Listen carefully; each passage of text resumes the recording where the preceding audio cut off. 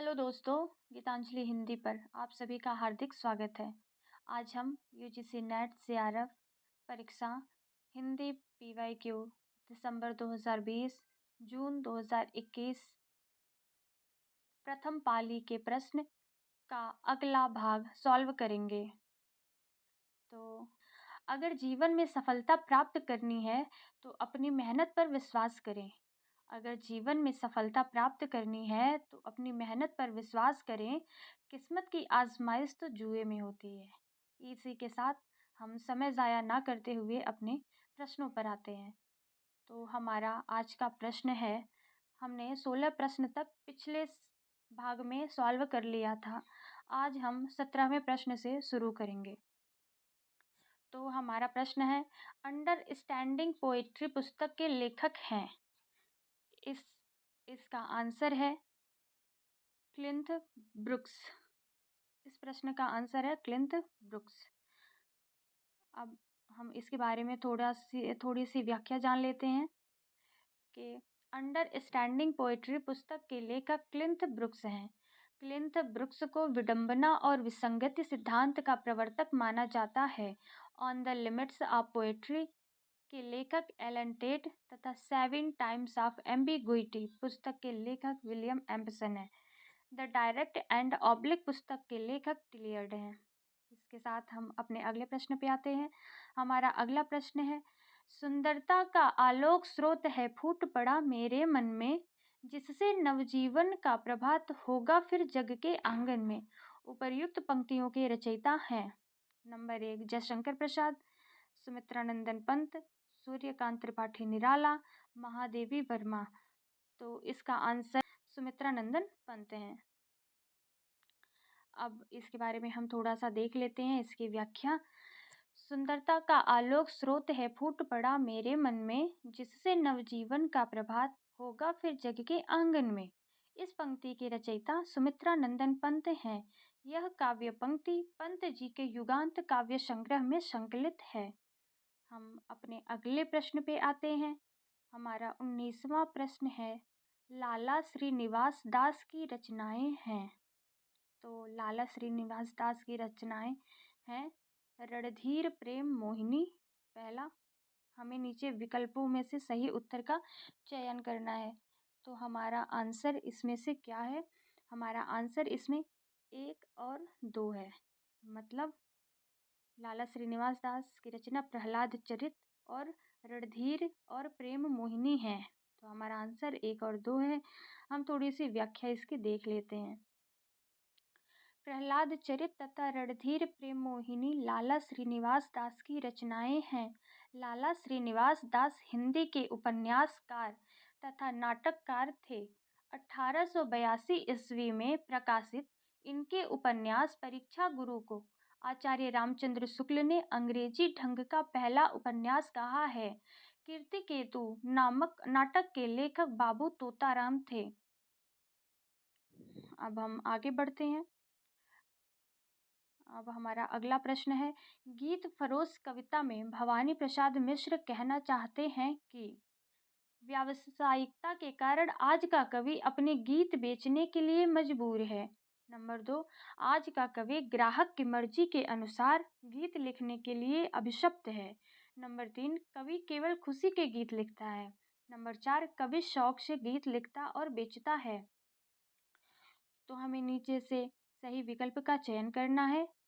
ए 1 और 3 है, बी 1 और 2 है, सी 2 और 4 है, डी 3 और 4 है। तो इसका सही आंसर होगा, आज का कवि ग्राहक की मर्जी के अनुसार गीत लिखने के लिए अभिशप्त है। 2 सही है। और व्यावसायिकता के कारण आज का कवि अपनी गीत बेचने के लिए मजबूर है। मतलब हमारा 1 और 2 दोनों ही सही है। तो हम कूट में से चयन करेंगे तो हमारा सही हो जाएगा 1 और 2। मतलब बी हमारा राइट आंसर है। बी हमारा राइट आंसर है। अब हम आगे बढ़ते हैं।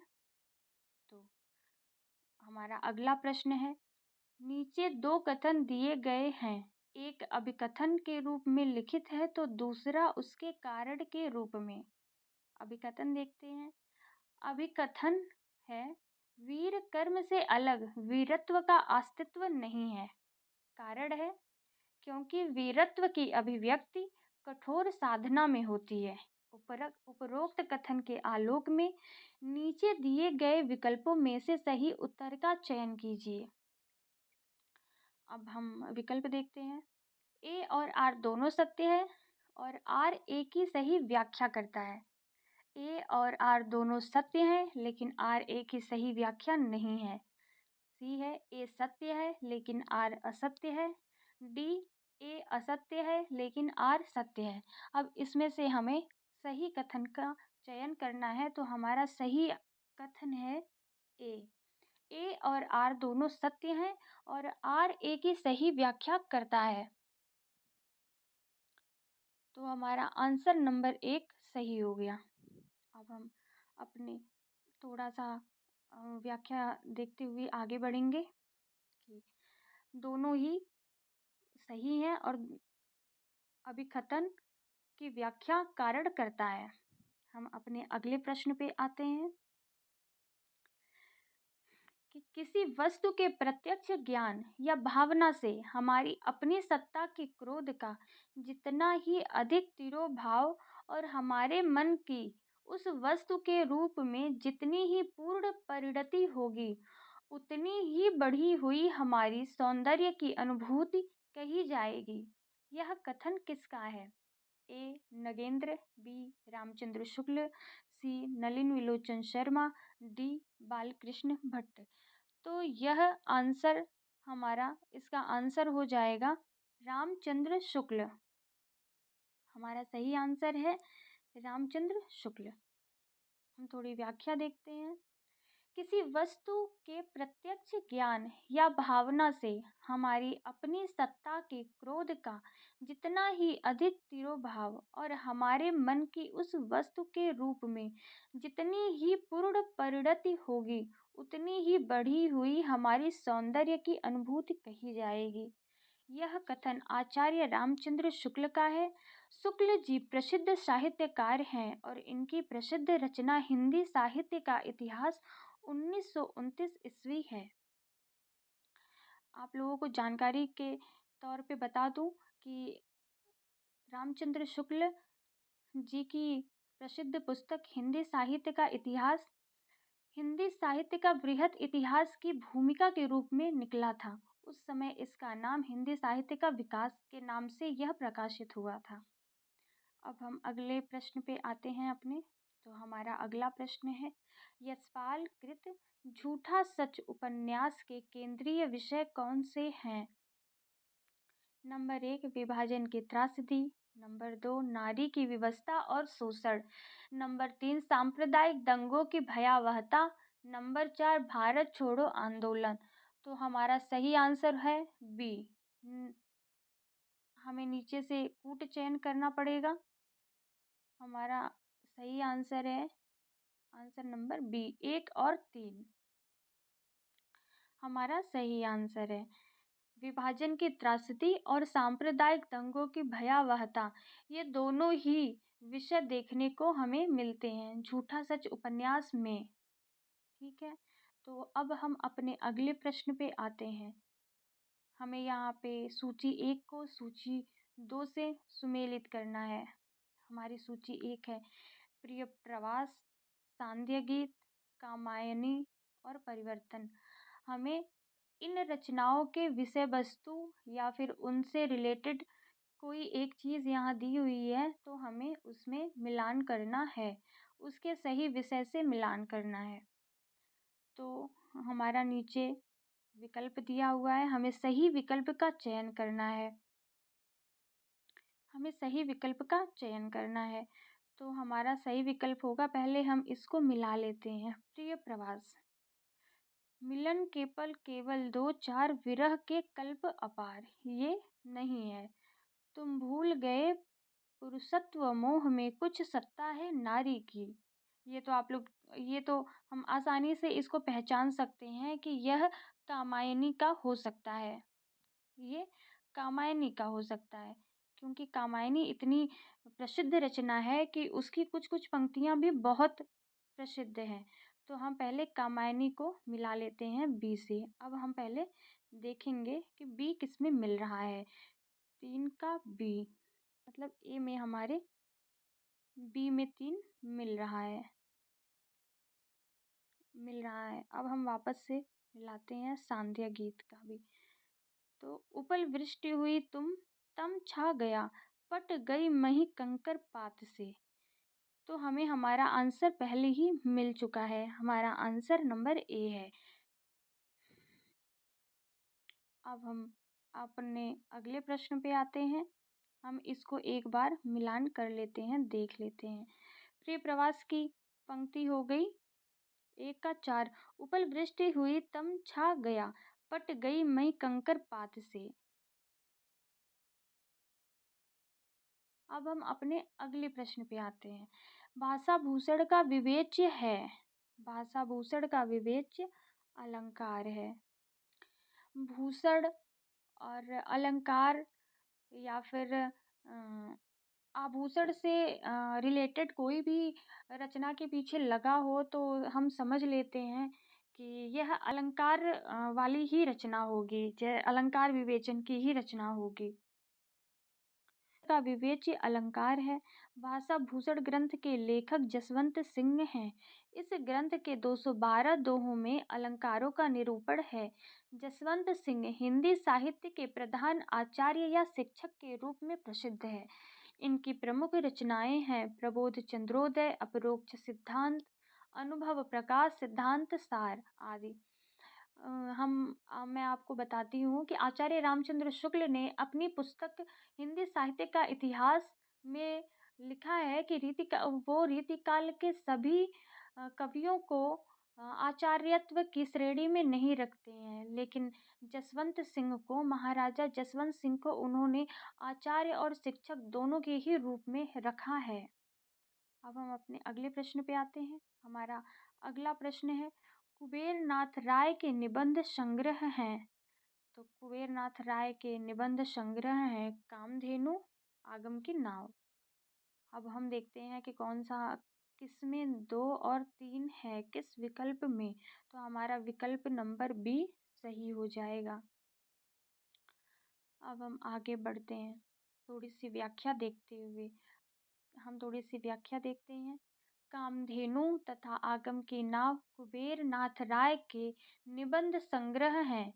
कुबेर नाथ राय ललित निबंधकार हैं। इनके प्रमुख निबंध संग्रह हैं प्रिया नीलकंठी, रस आखेटक, गंध मादन, विषाद योग, निषाद बांसुरी, महाकवि की तर्जनी, मन पवन की नौका इत्यादि। जबकि बेहया का जंगल निबंध के लेखक कृष्ण बिहारी मिश्र हैं तथा दूसरी सतह निबंध के लेखक शरद जोशी हैं। हम अपने अगले प्रश्न पे आते हैं। मैं आपको बता दूं कि ललित निबंधकार में प्रसिद्ध हैं हजारी प्रसाद द्विवेदी, कुबेर नाथ राय, विद्यानिवास मिश्र। ये लोग ललित निबंध लिखने के लिए प्रसिद्ध हैं। अब हम अपने अगले प्रश्न पे आते हैं। प्रकाशन वर्ष के अनुसार निम्नलिखित रचनाओं का सही अनुक्रम है। 1 भारत की भाषा समस्या, मार्क्स और पिछड़े हुए समाज, प्रेमचंद और उनका युग, भारतेंदु युग और हिंदी भाषा की विकास परंपरा। तो हम इसमें देखते हैं कि सबसे पहले आते हैं प्रेमचंद और उनका युग, जो कि 1952 में लिखी हुई है। उसके बाद भारत की भाषा समस्या आती है, जो कि 1978 में लिखी हुई है। भारतेंदु युग और हिंदी भाषा की विकास परंपरा, जो कि 1985 में लिखी हुई है। और सबसे आखिरी में मार्क्स और पिछड़े हुए समाज लिखी गई है, जो कि 1986 में लिखी हुई है। इसी समय रामस्वरूप चतुर्वेदी की एक बहुत ही प्रसिद्ध पुस्तक लिखी गई है 1986 में, हिंदी साहित्य और संवेदना का विकास। तो हम इसमें देखते हैं कि हमारा कौन सा विकल्प सही है। प्रेमचंद और उनका युग जो 1952 में लिखी हुई है, किस में पहले आती है? 3 नंबर। तो विकल्प नंबर सी में पहले आता है प्रेमचंद और उनका युग। तो हमारे विकल्प नंबर सी सही है। अब हम अपने अगले प्रश्न पे आते हैं। थोड़ी इसकी व्याख्या देख लेते हैं कि प्रेमचंद और उनका युग 1952 ईस्वी है। भारत की भाषा समस्या 1978 ईस्वी है। भारतेंदु युग और हिंदी भाषा की विकास परंपरा 1985 ईस्वी है। मार्क्स और पिछड़े हुए समाज 1986 ईस्वी है। अब हम अपने अगले प्रश्न पे आते हैं।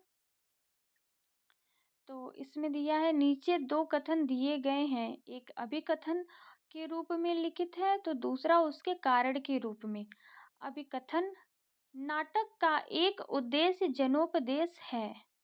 कारण, क्योंकि नाटक में उपदेश के सिवा कोई और बात नहीं हो सकती। तो हमें सीधे सीधे दिखाई दे रहा है कि एक कारण नेगेटिव, हमें नकारात्मक लग रहा है, पढ़ने से ही हमें नकारात्मक सूचना दे रहा है, और अभिकथन सकारात्मक सूचना दे रहा है। तो हम अगर ध्यान से पढ़ें, इसमें ही हमको आंसर मिल जाता है कि अभिकथन सही है, हमारा असर्शन ए सही है और कारण आर गलत है। सत्य है लेकिन आर असत्य है, मतलब हमारा ऑप्शन नंबर सी सही है। हमारा ऑप्शन नंबर सी सही है। अब हम अपने अगले प्रश्न पे आते हैं।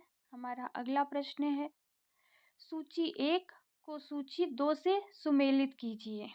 सूची 1 है, चित्तौर का सर्वनाश, बी बसंत, सी जुलूस रुका है, डी गांव का मन। तो बसंत भारतेंदु हरिश्चंद्र जी की बहुत प्रसिद्ध रचना है। जुलूस रुका है विवेकी राय जी की बहुत प्रसिद्ध रचना है। गांव का मन विद्यानिवास मिश्र जी की बहुत प्रसिद्ध रचना है। चित्तौर का सर्वनाश रूपनारायण पांडे जी की रचना है। अब हम देखते हैं कि हमारा आंसर नंबर क्या हो सकता है। तो चित्तौर का सर्वनाश 1 का 3, 1 का 3 हमें पहले ही ऑप्शन में 1 का 3 मिल जाता है, मतलब हमारा ऑप्शन नंबर ए सही है। अब हम अपने अगले प्रश्न पे आते हैं।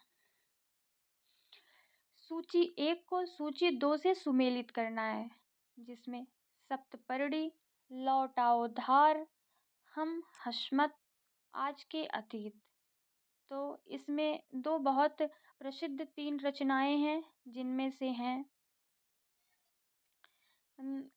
से हम हशमत कृष्णा शोभती जी की रचना है, आज के अतीत भीष्म साहनी जी की रचना है, लौट आओ धार दूधनाथ सिंह जी की रचना है, सप्तपर्णी गिरिराज किशोर की रचना है। तो अब हम देखते हैं कि हमें ये सब किस ऑप्शन में एक साथ मिलता है। तो 1 का 2 हम देखते हैं किस ऑप्शन में है। 1 का 2 दो ऑप्शन में है, बी और डी दोनों में ही 1 का 2 है। तो हम पहले ए और सी को कैंसिल कर देते हैं। अब हमारे पास 2 बचे, बी और डी। अब हम अगले में देखते हैं कि लौट आओ धार दूधनाथ सिंह की है, तो बी का 4 किस में है, बी का 4 डी में है। तो मतलब हमारा सही आंसर हमको मिल गया है डी, ऑप्शन नंबर डी हमारा सही आंसर है। आंसर नंबर डी हमारा सही ऑप्शन है। इसी के साथ हम अपने अगले प्रश्न पे आते हैं। हमारा अगला प्रश्न है, जितनी सफलता भारतेंदु युग के लेखकों को निबंध रचना में मिली, उतनी कविता और नाटक में नहीं मिली। यह कथन किसका है। ए रामचंद्र शुक्ल, बी हजारी प्रसाद द्विवेदी, सी रामविलास शर्मा और डी नंद दुलारी वाजपेयी। तो हमारा ऑप्शन नंबर सी सही है, रामविलास शर्मा। कई कई बार हम सोचते हैं कि जो सबसे फेमस ऑप्शन है वही सही हो सकता है, लेकिन इसमें सबसे फेमस ऑप्शन रामचंद्र शुक्ल है, लेकिन आंसर रामविलास शर्मा जी हैं। तो प्रश्न थोड़े ध्यान से देखिएगा, गलती हो सकती है। हम थोड़ी व्याख्या देख लेते हैं कि रामविलास शर्मा मार्क्सवादी आलोचक हैं। इनकी प्रमुख आलोचनात्मक कृति है प्रेमचंद 1941, भारतेंदु युग 1943, निराला 1946, प्रगति और परंपरा 1949, साहित्य और संस्कृति 1949 आदि इन्होंने बहुत सारी आलोचनात्मक पुस्तकें लिखी हैं। हम अपने अगले प्रश्न पे आते हैं। हमारा प्रश्न नंबर 32 है। हम राज्य लिए मरते हैं, सच्चा राज्य परंतु हमारे कृषक ही करते हैं। इस प्रसंग में उर्मिला का कौन सा विचार सही नहीं है? ए, सामंती समाज में स्त्रियां मर्यादा के नाम पर घर की चार दीवारी में कैद होती हैं। बी, किसान स्त्रियां अपने पतियों के साथ स्वतंत्रता पूर्वक विचरण करती हैं। सी, किसान राज समाज से अधिक सुखी है। डी, राज्य सुख भाग्यशाली लोगों को प्राप्त होता है। तो ऊपर के पंक्तियों से हमें स्पष्ट हो रहा है कि इसमें आंसर नंबर डी हमारा सही है, क्योंकि पंक्तियों में बिल्कुल भी ये नहीं कहा गया है कि राज्य सुख भाग्यशाली लोगों को प्राप्त होता है, बल्कि इसमें ये कहा गया है कि हम राज्य के लिए मरते हैं, हम ऐशो आराम के लिए, बहुत वैभव विलास के लिए मरते हैं, किंतु सच्चा राज्य हमारे कृषक, हमारे किसान ही करते हैं, जो कम में ही बहुत सुख से जीवन यापन करते हैं और खुश रहते हैं। ये मैथिली शरण गुप्त के रचना साकेत से लिया गया है। साकेत महाकाव्य का प्रकाशन वर्ष 1931 है। अब हम अपने अगले प्रश्न पे आते हैं। निम्नलिखित में से कौन सा तद्भव शब्द नहीं है? राय, खेत, दाहिना, कवि। तद्भव शब्द नहीं है, तो हमारा ऑप्शन नंबर डी सही है। कवि तद्भव नहीं है। यह तत्सम शब्द है। अन्य तद्भव शब्दों का तत्सम शब्द निम्न है। राय का राजा, खेत का क्षेत्र, दाहिना का दक्षिण। अब हम अपने अगले प्रश्न पे आते हैं। नीचे दो कथन दिए गए हैं, एक अभिकथन के रूप में लिखित है तो दूसरा उसके कारण के रूप में। अभिकथन, स्त्री विमर्श स्त्री अस्मिता का समर्थन करता है। कारण, क्योंकि वह स्त्रीतर अस्मिता का परम विरोधी है। उपरोक्त कथन के आलोक में नीचे दिए गए विकल्पों में से सही उत्तर का चयन कीजिए। ए और आर दोनों सत्य हैं और आर ए की सही व्याख्या है। बी, ए और आर दोनों सत्य हैं लेकिन आर ए की सही व्याख्या नहीं है। सी, ए सत्य है लेकिन आर असत्य है। डी, ए असत्य है लेकिन आर सत्य है। तो हम देखते हैं कि स्त्री विमर्श स्त्री अस्मिता का समर्थन करता है, हमारा ये तो सही ऑप्शन है। कारण, क्योंकि वह स्त्रीतर अस्मिता का परम विरोधी है, ये तो गलत है। वह स्त्रीतर अस्मिता का परम विरोधी नहीं है, वह तो सबके साथ चलना चाहता है। स्त्री विमर्श किसी का विरोध नहीं करता है, वह तो बस खुद पे होने वाले अत्याचारों का विरोधी है, वो सबके साथ आगे बढ़ना चाहता है। स्त्री विमर्श। तो हमारा आंसर नंबर सी सही है। हमारा आंसर नंबर सी, ए सत्य है लेकिन आर असत्य है। ठीक है, हमारा अगला प्रश्न है। अज्ञे के उपन्यासों के पात्र हैं। ए राधिका, 2 भुवन, 3 सरस्वती, 4 प्रशांत। अब हमारा हमको कोट चयन करना है, तो हमारा भुवन और सरस्वती ये दोनों अज्ञे के उपन्यासों के पात्र हैं। भुवन नदी के द्वीप का पात्र है और सरस्वती शेखर एक जीवनी की पात्र है। तो 2 और 3 देखते हैं हमें किस ऑप्शन में मिलते हैं। 2 और 3 हमें ऑप्शन नंबर सी में मिल गए हैं, तो हमारा ऑप्शन नंबर सी सही है। अब हम अपने अगले प्रश्न पे आते हैं। तो निम्नलिखित में से मैला आंचल उपन्यास के पात्र हैं। कमला, शाहनवाज, सहदेव मिश्र, बलभद्र नारायण। नीचे दिए गए विकल्पों में से सही उत्तर का चयन कीजिए। तो हमारा सही उत्तर है कमला और सहदेव मिश्र मैला आंचल उपन्यास के पात्र हैं। अब हम देखते हैं ऑप्शन नंबर बी 1 और 3। अब हम अपने थोड़ा सा व्याख्या देख लेते हैं। कमला और सहदेव मिश्र मैला आंचल उपन्यास के पात्र हैं।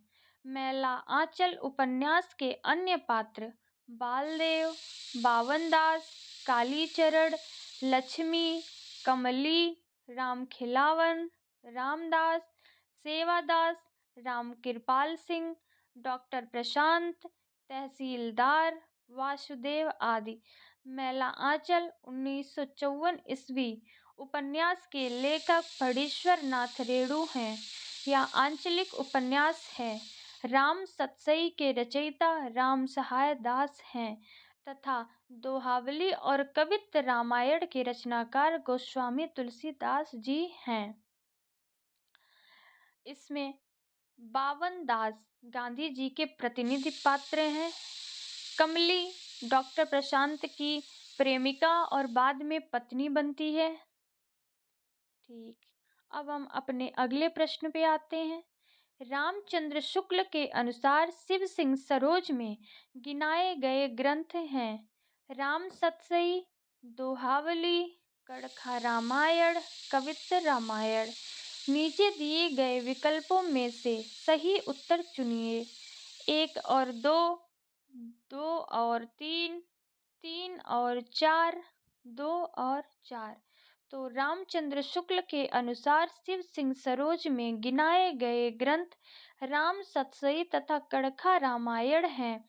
तो राम सतसई और कड़खा रामायण 1 और 2। हम देखते हैं किस में है 1 और 2। 1 और 2 हम देखते हैं किस में है, किस ऑप्शन में मिलते हैं। 1 और 2 हमारा ऑप्शन नंबर 1 सही है। ऑप्शन नंबर ए सही है। 1 और 2 राम सतसई कड़खा रामायण। रामचंद्र शुक्ल के अनुसार शिव सिंह सरोज में गिनाए गए ग्रंथ राम सतसई तथा कड़खा रामायण हैं। अब हम अपने अगले प्रश्न पे आते हैं। प्रश्न नंबर 38।